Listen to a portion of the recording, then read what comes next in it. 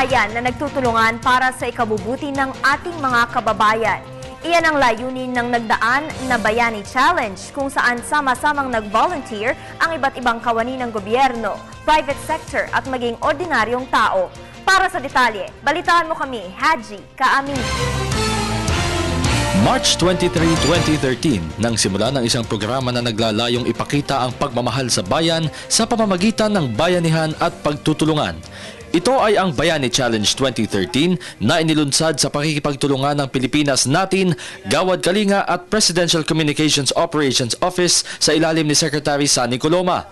Layunin nito na makapagpatayo ng mga bahay sa 37 lugar sa kabuoang 33 lalawigan sa buong bansa.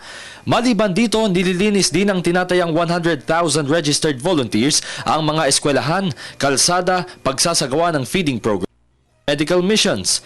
Ang Gawad Kalinga na pinangungunahan ni Tony Meloto, ikinuwento sa amin kung paano nagsimula ang Bayani Challenge. Ang Bayani Challenge is taon-taon ay nagaganap sa iba't ibang bahagi ng Pilipinas. Ngayon mga 37 sites para ipagdiriwang ang kabayanihan ng mga Pilipino. In line doon sa pangarap ng mga kababayan natin sa Gawad Kalinga na magtatapos ang kahirapan sa 2024. Kaya next year po ay we will have Bayani Challenge in 300 sites throughout the country and we hope to mobilize 1 million volunteers. Mula day 1 hanggang sa huling araw ng bayanihan, kitang-kita ang pagtutulungan ng iba't ibang volunteers mula sa GK, private sectors at maging ang tagapangalaga ng kapayapaan. Sa Maynila, Cebu, Nueva Vizcaya, Bukidnon, Basilan, Cavite at iba pang lugar nakapagtala ng maraming volunteers ang GK at Pilipinas Natin. Sama-samang naglinis at nagsaya ang mga volunteers sa pamamagitan ng mga palaro, konsyerto at sayawan. Kung ang senatoriable na si Bam Aquino naman ang tatanungin na nakiisa din sa Bayani Challenge sa 13 Martires City sa Cavite, mahalaga ang sa ating mga kababayan. Dito po nagsama-sama iba't ibang larangan ng ating lipunan upang magtulungan at tulungan ang mga pinaka-nangangailangan sa ating bayan. Yan siguro yung pinaka-challenge sa ating mga Pilipino ngayon, kung paano tayo pwede maging bayani para sa isa't isa.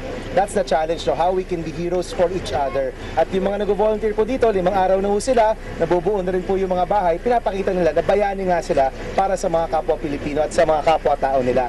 And I hope that even though 1 week lang po yung Bayani Challenge, mapagpatuloy po yung challenge na iyan at lahat tayo maging bayani para sa isa't isa sa araw-araw ho nating pamumuhay. Sa 2014 ay inaasahang mas maraming volunteers pa ang dadalo sa Bayani Challenge na naging matagumpay ngayong taon. Sa katunayan ay layunin nilang gawing 300 lugar ang pagdarausan ng pinakamalaking voluntary campaign sa buong bansa. Para sa Telebisyon ng Bayan, Haji Kaamin.